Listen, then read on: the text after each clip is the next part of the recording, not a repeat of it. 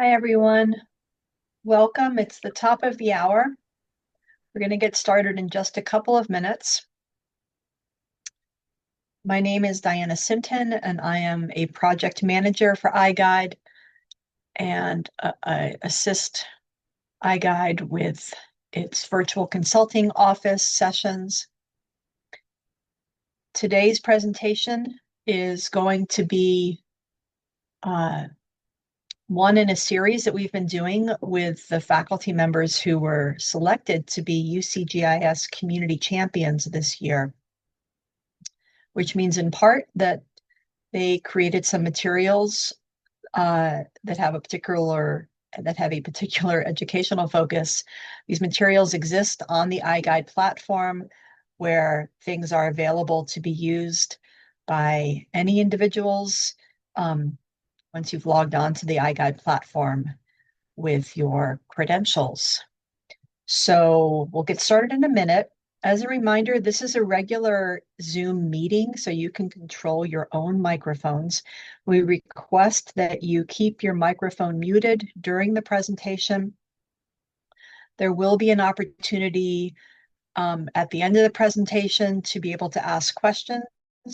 And at that point, you'd be welcome to unmute yourself if you like, or you're free as well just to type your question into the chat space, and we'll be able to see the questions and respond to them then. Usually we do have enough time to answer the questions that come up. If for some reason we didn't, we will, of course, keep the questions, and our presenters are happy to follow up later. So with that, I'm also just going to mention we currently do not have VCOs scheduled for the next couple of weeks after this. We do have a full slate coming up in July and August and into September already. So stay tuned looking at the iGuide calendar. Once we get started, I'll put the VCO link into the chat, and you'll be able to take a look at that and see what else is coming up in the future as part of our interesting collection. So with that, I'm going to turn it over to today's speaker. This is Dr. Yi Chi, who is with the Spatial Sciences Institute at the University of Southern California. And he is one of our, did he just disappear? He is one of our, as I mentioned before, one of our community champions. I just saw him fly off of my Zoom screen. Yi, are you here? But all of a sudden, your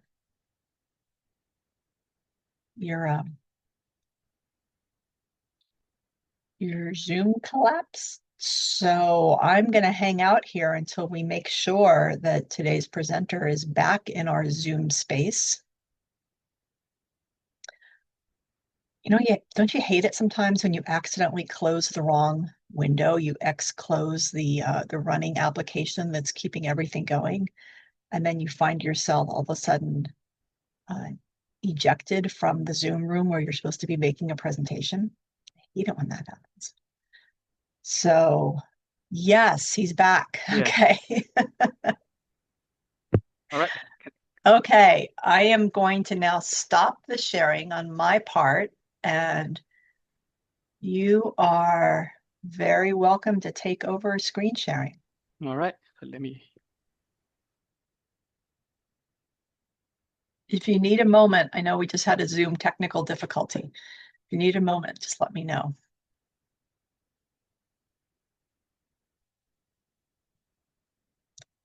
Now at this moment, it looks like your video is frozen again.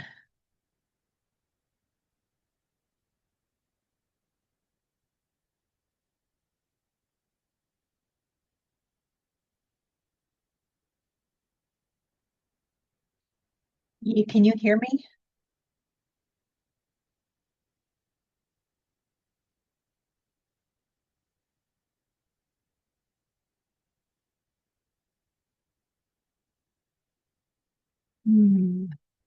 Oh, and he's gone again.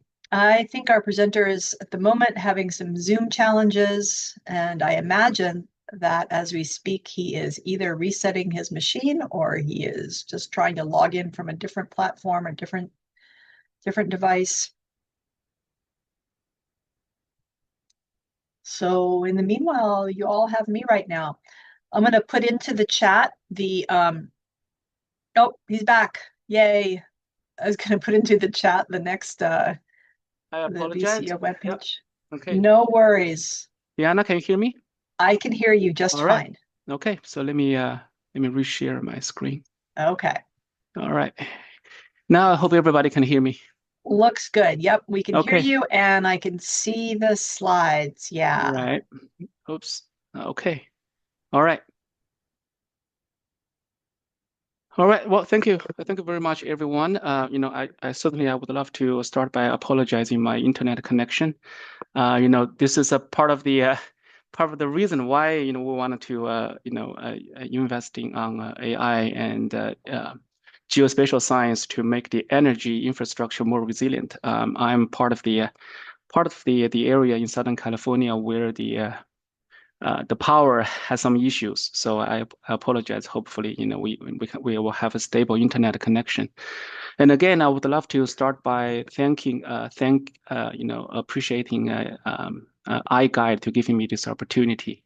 I'm a long time participate in iGuide events, and I'm really honored to be selected as one of the community champion this year to use this infrastructure to help geospatial education, specifically using geospatial technology to help community to make the infrastructure and the cities more resilient, more sustainable. Again, so I think I have 1 hour, so I will use maybe 10 minutes to go over some of the core lessons that I learned from this specific project, maybe 10 minutes. And then I will open the iGuide platform and go over a data set and a Jupyter notebook that I prepared for all of you. So we can quickly go over that notebook. And at the end, I really wanted to open the dialogue to collect your feedbacks and answer any questions that I have. All right. So without further ado, the title of my presentation is about using open GeoAI for urban tree canopy mapping in the U.S. cities. Right. All right. So I think we certainly love the trees in the cities. One of the main reasons is that the trees in the cities or urban trees provide very essential and natural values. We call them ecosystem services. So certainly we will appreciate the beauty of the trees, and the trees can cast the shadows, so we can all enjoy a beautiful environment. On top of that, in the trees or the forest in the city can certainly provide values such as protecting biodiversity, mitigating heat, cooling the land surface temperature, filtering PM 2.5, and so on and so forth. So across many communities, either small or big in the United States, the cities really spend a lot of money and effort to basically maintain and develop the urban forest. But unfortunately, on the other hand, right on the right hand side, this was kind of a little bit outdated research from one of the publications. But the big picture here is that across many communities or metropolitan areas in the United States, we see a very steady decline in urban forest. So this is certainly encourage us to think about, all right, what's the future of our cities, how we can make our city more sustainable, more resilient, and also more friendly, right, for a local resident to live in. All right, so certainly, what can we do as a geospatial scientist? Me, myself, by training, is a remote sensing scientist. So certainly, I think everybody would have already observed that, given the booming availability of remote sensing imageries and certainly the technology that associated with the images, we have seen that remote sensing has becoming one of the foundation data set to support mapping urban tree canopies, and the opportunities certainly are very obvious. We see there are a very good collection of either existing or future commercial high resolution satellite in space. So certainly, this is advantages that we should take. The second is that many cities, if they have the resources, they can contract vendors to collect aerial photos, sometimes even LiDAR, if they can afford that. Certainly, this is another source of data that we can use.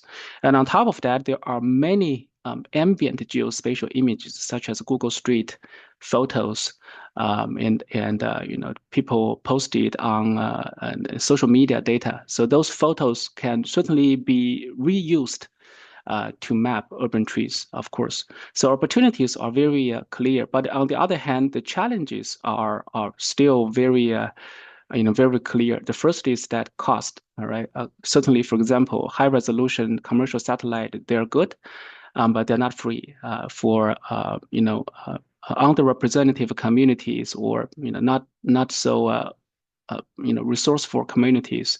Certainly, this is an issue. The other issue is that we do not only need one map from 1 year. Many cities we need the capability to repeatedly map the trees in the cities in a standardized or constant way. So repetition is another issue. So if this is the case, the expensive aerial photo and the LiDAR probably will not be so popular or affordable.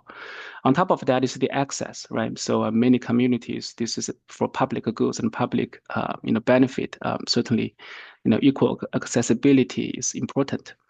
And associated with the images, certainly we've seen the computer vision, all the booming deep learning and AI approaches can certainly enhance the capability to map trees, urban trees from remote sensing images.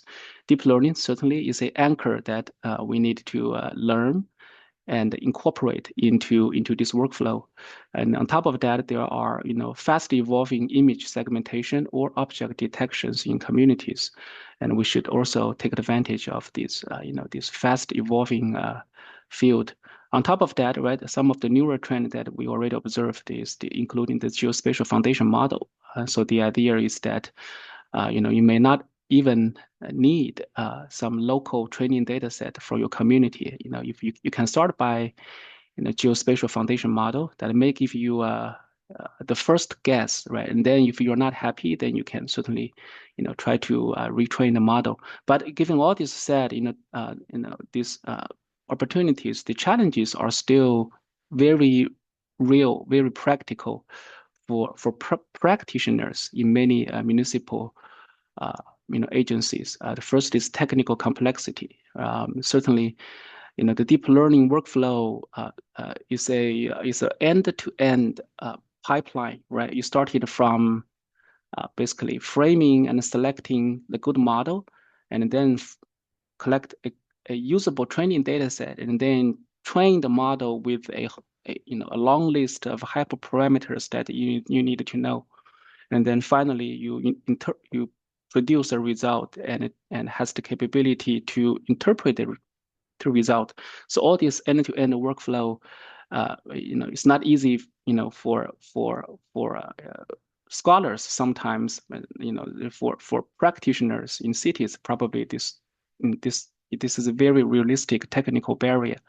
On top of that, the reproducibility is another very important challenges in many practical deep learning based approach.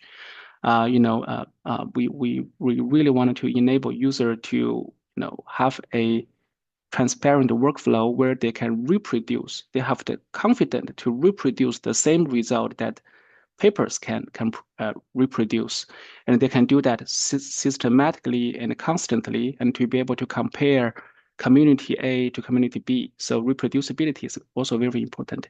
Scalability simply means that, okay, if we can do that for these two neighborhoods in one city, can we do we have the capability to scale up, right? To scale up this workflow across many other communities.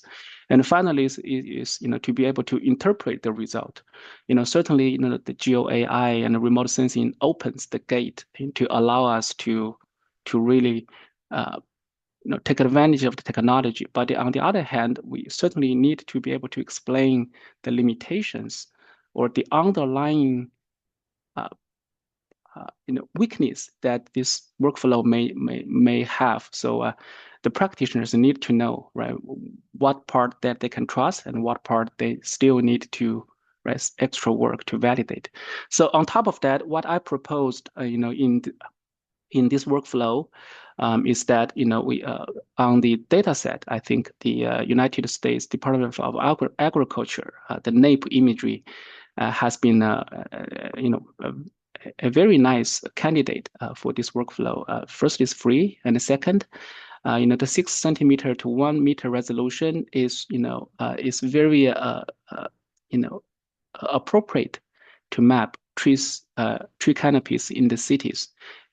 Certainly we the higher the better. But this half to 1 meter resolution in many cases is sufficient enough. Especially considering the free cost. The third is that USDA has been updating this data set every 2 to 3 years, and depending on where you are since 2003. So this means that if we can develop a transferable workflow and that every city can deploy on their own, then certainly they have the capability to retrofit previous years, basically develop an archive for their system, for their cities. But at the same time, every 2 to 3 years, they have the capability to update their database. So this is another benefit. The other one is that NAIP imagery has 4 bands, right? RGB and near infrared, and certainly we know that the near infrared is very important to map vegetation. So it has the band that we need. And finally, NAIP cover continental U.S., including Puerto Rico and a few other places. So this certainly is very nice free data set that we can use. On top of that, I think the supervised image segmentation has been very popular, very mature to some extent, and we can use this well-established modules to operate this workflow. So I would propose that the open source UNet model on top of the PyTorch framework has been tested, has been verified, has been demonstrated, as one of the go-to technical solutions. And of course, there are many other newer models. But I think we at this case, we decided to use the UNet. On top of that, what I did in this project is to make a end-to-end workflow, right? And this workflow can be certainly reproducible. So I will when I open the demo, we will see. And on top of that, this whole workflow basically is a UNet model, has been optimized specifically for NAIP imagery.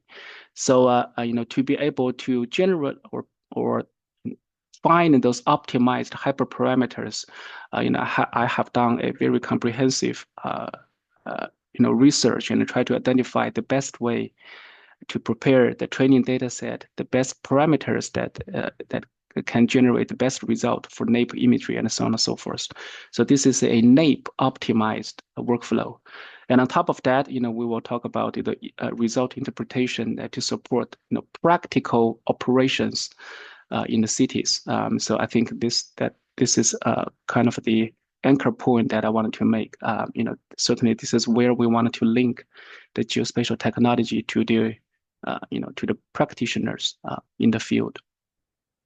All right, so who is this workflow for? On top of that, I think city forester or municipal GIS teams across many cities, US cities, can certainly take advantage of this workflow.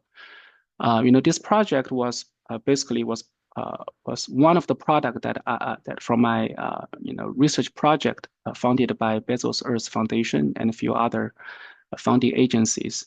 And at University of Southern California, we also have many on-campus research initiative. One of the research initiative is branded as Urban Tree Initiative. So we have a long-standing partnership with City of Los Angeles and a few other cities in Southern California. So in many cases, we give the workflow to them and make sure that they know how to use it, and basically make their operation more efficient, more productive. And so the typical usage of this workflow, can be, for example, the urban forest inventory, and this is a very important inventory that many cities probably need to keep. And they need to maintain and update this inventory. And second is to support the tree planting and maintenance. For example, where they need to cut back, where they need to put new trees, where to put to water the trees, and so on and so forth. And then the green space planning. I think this is a very important issue in many cities, especially southwestern cities, given the climate change, the fire, and many other issues. The green space planning is important. And on top of that, I think fire and fuel management, right? This is also some of the newer things we need to worry about for many parts of the United States. And certainly for academic communities, I think faculties and students can certainly use this. Faculties can certainly use this as the as one way to lecture remote sensing and GeoAI.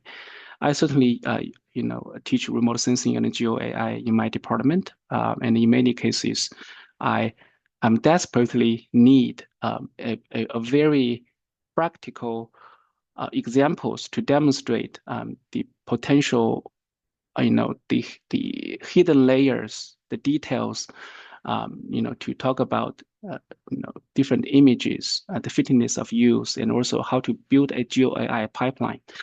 So I think this could be serve faculty and students, right, to learn remote sensing and GeoAI. All right, some of the examples, this is just examples that some other students use this workflow to generate. Some students wanted to study the San Francisco, some other cities wanted to study Phoenix, Arizona. So certainly in many cases, right, the result is quite promising.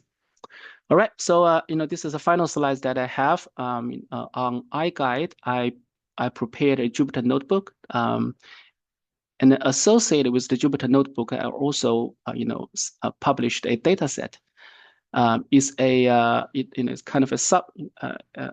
It's a specifically data set that prepared for iGuide system. And associated with these two iGuide resources, if you are kind of motivated to learn more details about this workflow, I have a recent publication on remote sensing. Give all the links here. Certainly, we make everything available to you to talk about the value proposition and all the details about this workflow. On top of that, the GitHub, the data set has everything has been published. And on top of that, certainly I advocate open source communities. But I, on the other hand, we learned that many municipal GIS team, they are ArcGIS user. So on top of that, to make this accessible for those users, we also published a deep learning packages on Living Atlas on ArcGIS, and within 2 months, I think we already have quite impressive citations on that platform.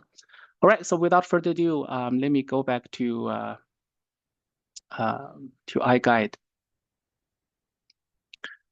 All right, so if you can see my screen, let's log in iGuide system. All right, so here I'm using my USC credential.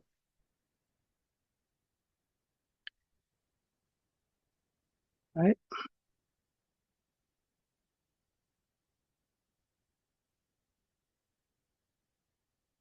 All right, so this is what I see on my end. I've been using this iGuide for many different projects. Specifically for this project, I have a data set that I prepared for this notebook, and this is a notebook, right, that I created. Without reading the abstract, let's run this notebook right now.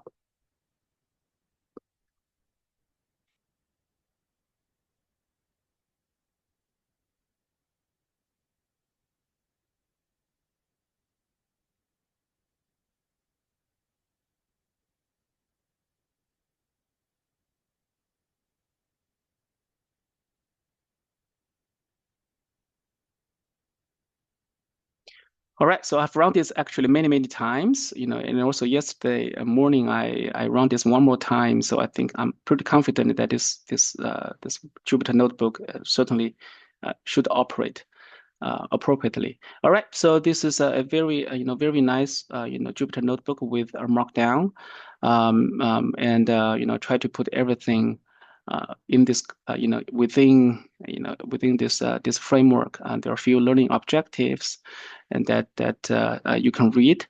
Then I think I'm okay to run this. So the section 0 basically, right, like a typical GeoAI or deep learning sort of a pipeline. We need to establish all the necessary libraries that we need for this workflow. So in this case, we are using the PyTorch and a few very standard Python libraries. If you run the section number 0, this is the output that you should have. I'm okay to run this again.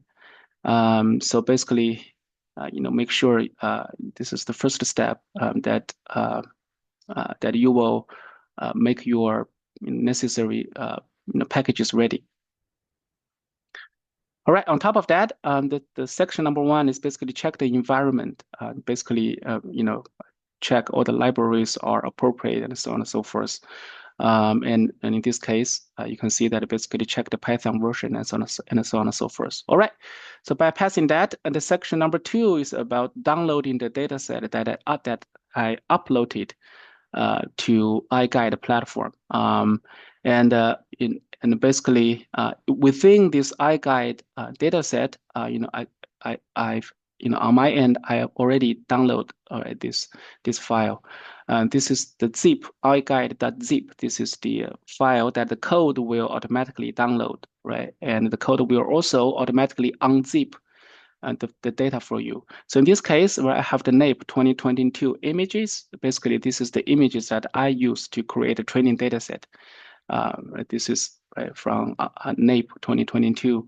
And also, I have a pre-trained, folder. Basically, this is where I, put the training data set and a validation data set, for this workflow.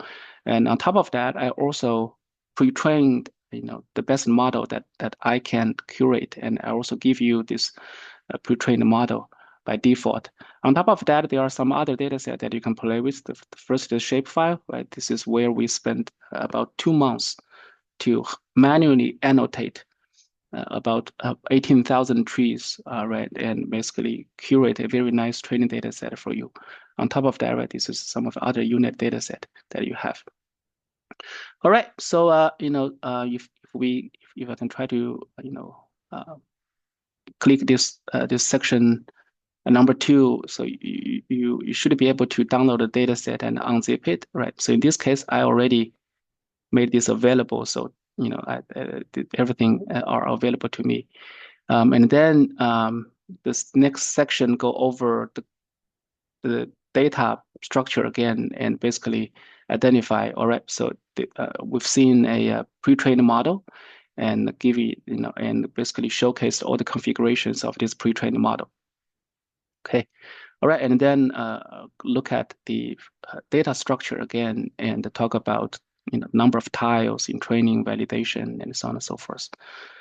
Okay, all right. Then I think that the real education part started from I think the section number 3, and I prepare some markdown to talk about why study urban trees, and what is the semantic segmentation, and what is the typical UNet architecture.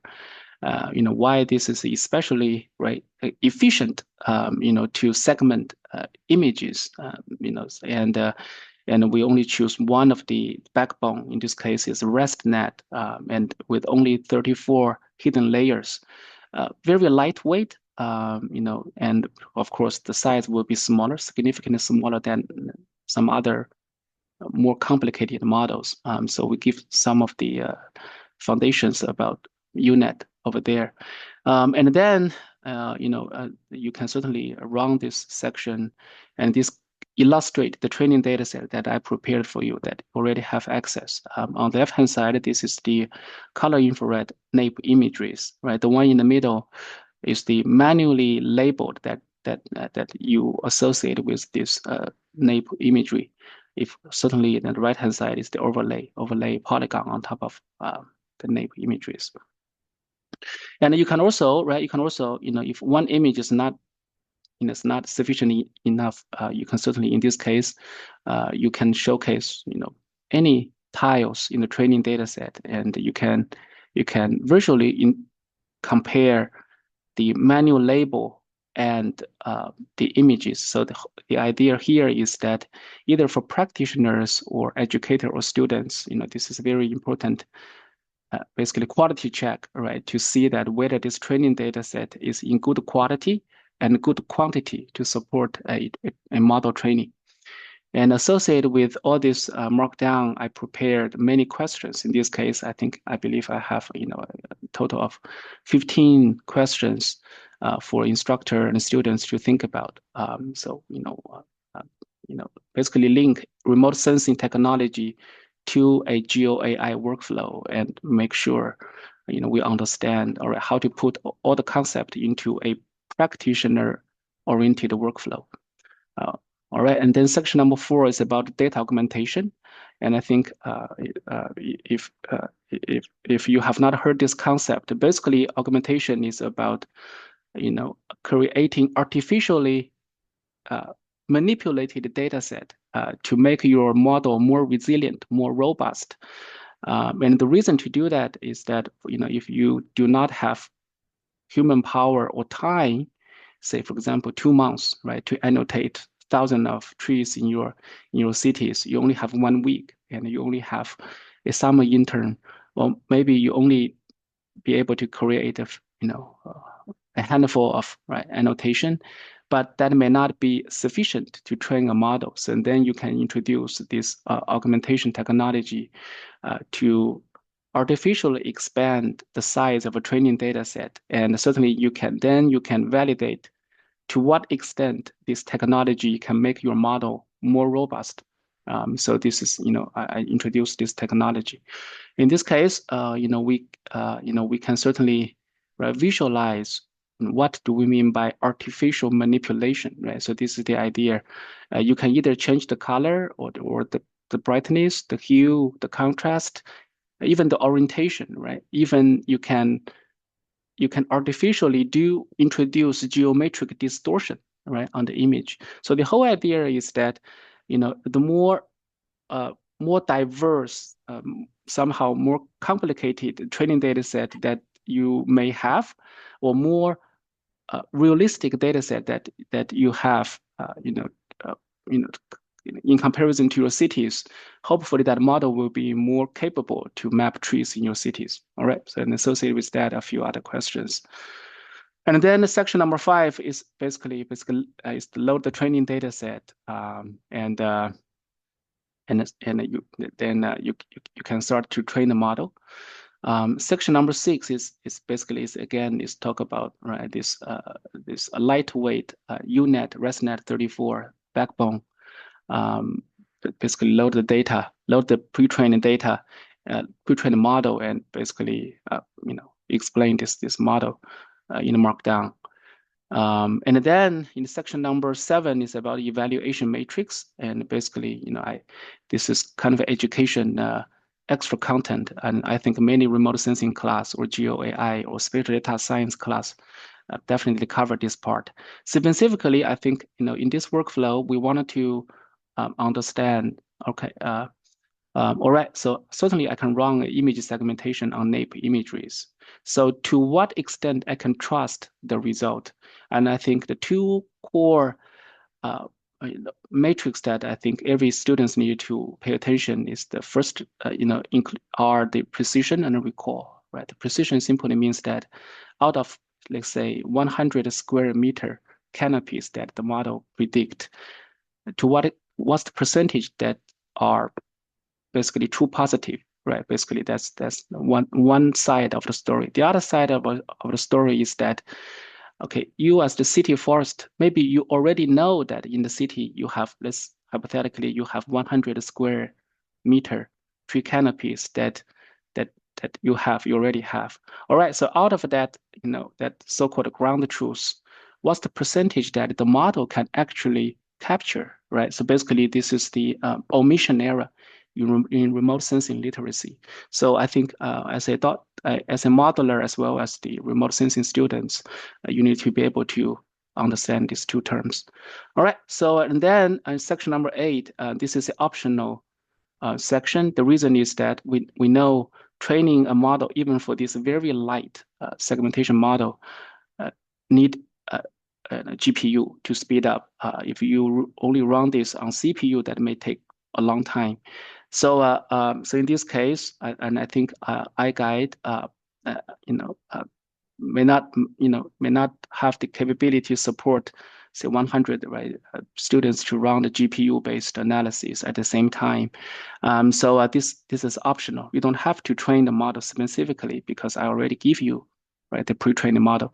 But if you wanted to see this certainly you can run section number 8. It might take some time to finish the training, and then section B 8B is the required, basically meaning that all right, you in this case we load in the pre-trained model, and then you will be able to visualize the result of the model. Right, and then the section number 9 is about interpreting the model performance. In this case, I think this is pretty standard. We talk about the learning curves, right? The loss function, and I think have the result somewhere.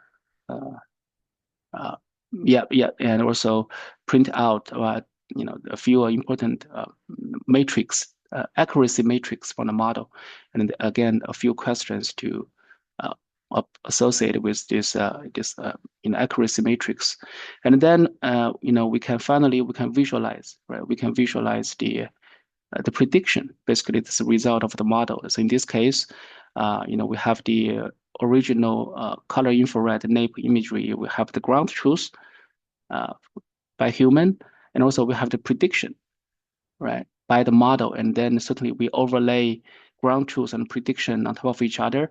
This is where we can visually look at the true positive, right, and false negative.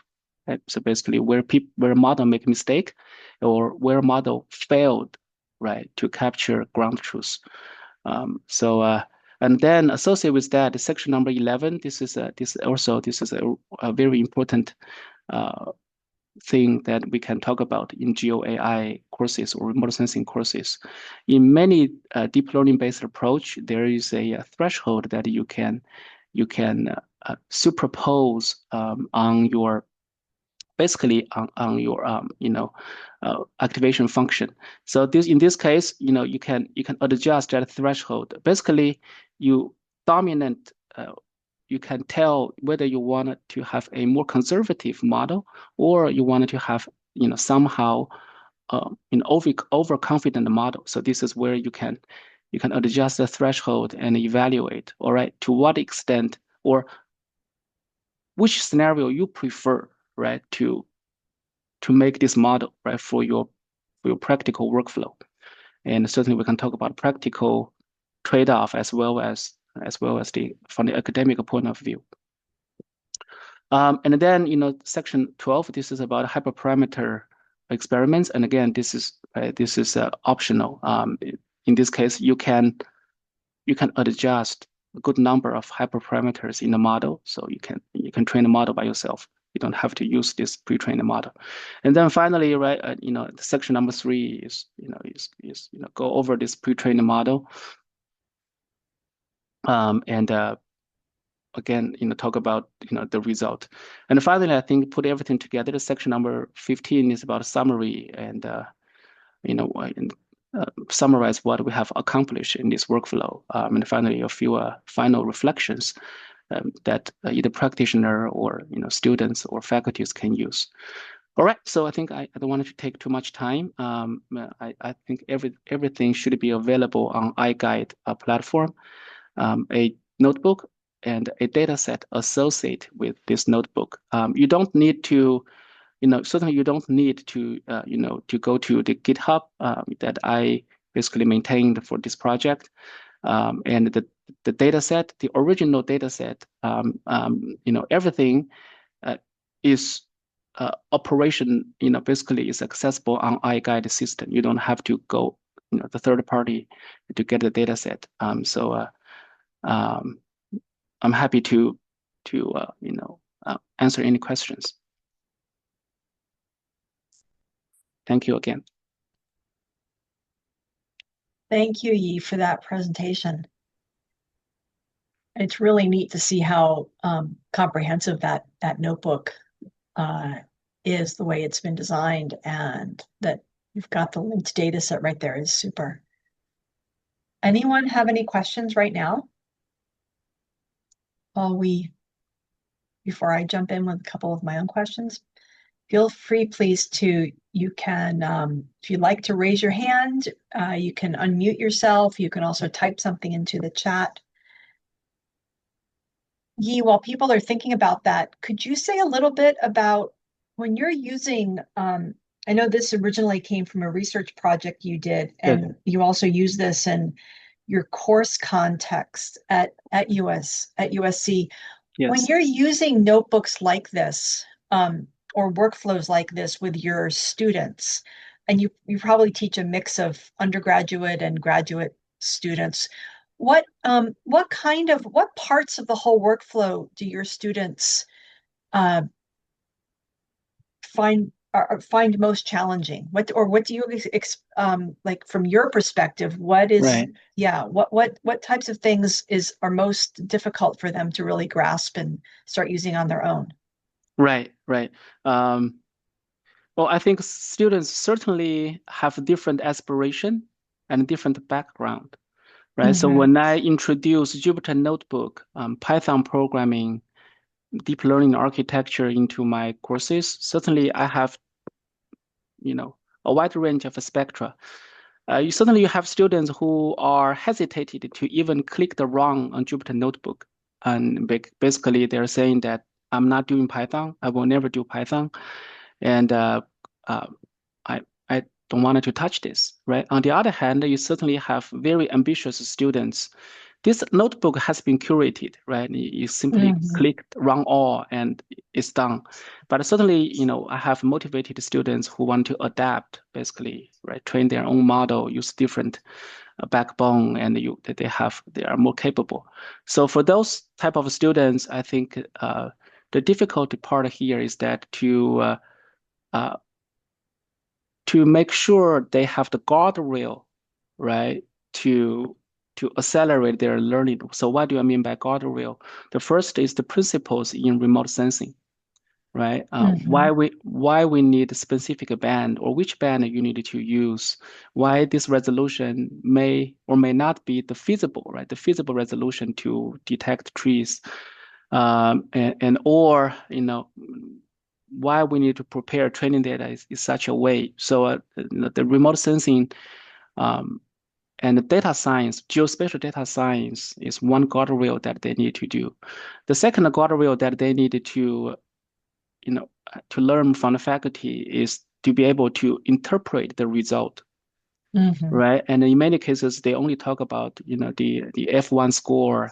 If they see a jump from 82 to 89, they say, I'm good. I have the best model, right? But if you dive into details, all right, look at the precision and the recall from both, right? From both ends, and they may realize different stories. So I think in many cases, the programming technical capability is important, but on top of that, to put the technical capacity into the practical operation to link the result to practitioners, the ability to interpret, to adapt, and refine is important. And to support that, to those initiatives, we need the deeper understanding on the principles, remote sensing, deep learning, data interpretation, and so on and so forth. Mhm. Have you found opportunities to connect with people? For example, that ultimately this type of workflow and the model that's here, everything would be really of interest to, for example, urban people Yes, doing urban planning who are involved with actual urban tree canopy management. right. What are they, in your experience or from your perspective, what kind of gaps do you have to manage to mitigate between using these within an academic context versus professionals, versus using this with professional practitioners Right, right, in right. municipalities? Yes, that's a great question. That's a great question. Well, I think one of the motivation that I pursued this grant with my collaborators is that to make this technology accessible to Mm-hmm. stakeholder, either small communities in Nebraska or bigger cities such as Los Angeles. Certainly, one is the technical barrier. Not every GIS team, and first of all, not every city has the GIS team.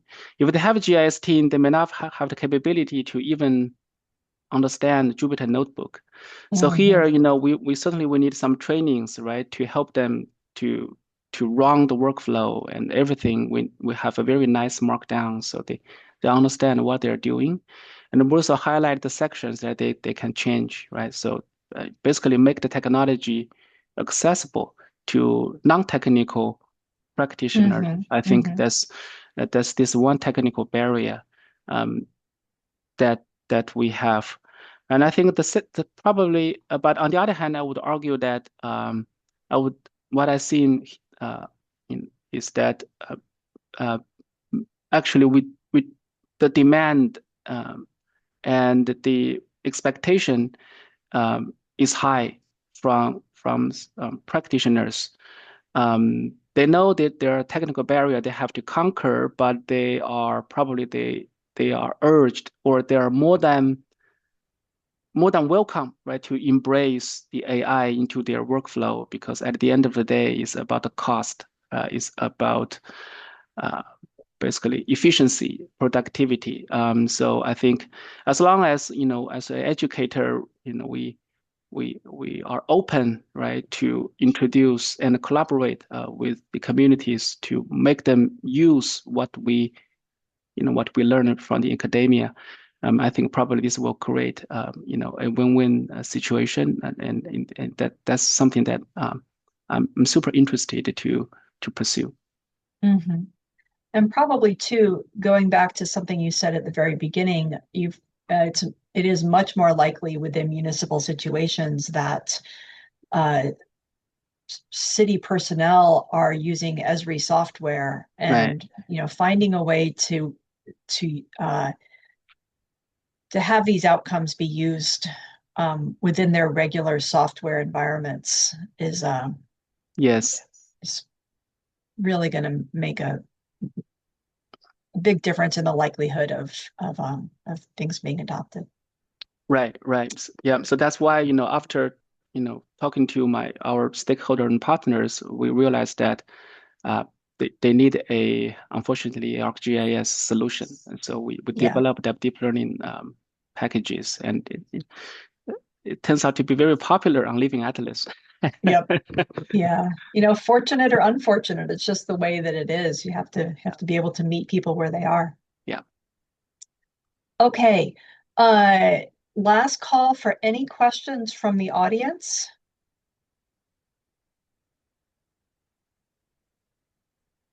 This session has been recorded. It will be up on our VCO page, and I'm just going to put that VCO page here into the chat so that people know they can see the whole collection of ones that are coming up. As I said, we currently don't have any others scheduled. Something might come through. We're working with different potential presenters. Something might come through for the next couple of weeks, but otherwise we will be beginning up again in July with our regular sessions. And this will also, as I said, we have one more from the Community Champion collection. In mid-July, we'll have our final Community Champion be able to share his activities. And if that's no questions from the audience, I want to thank everyone for their attention today. Dr. Chi, thank you so much for sharing this with our group, and it's exciting to know about. Yeah, and again, I want to thank your iGuide for giving me this opportunity. And my email can certainly be searchable on iGuide, and as well as my department page, where I welcome collaborations and feedbacks. Thank you so much. That sounds good. And I'm going to just, before we sign off, I'm going to put the platform URL up here in the chat space as well, so that you can find all of these materials as were demonstrated today. All of these materials are going to be on the iGuide platform. There are many different ways you can actually access the platform other than the university login. So give it a try, and we look forward to getting your feedback. Thank you. Thanks all very much. Bye-bye. Bye.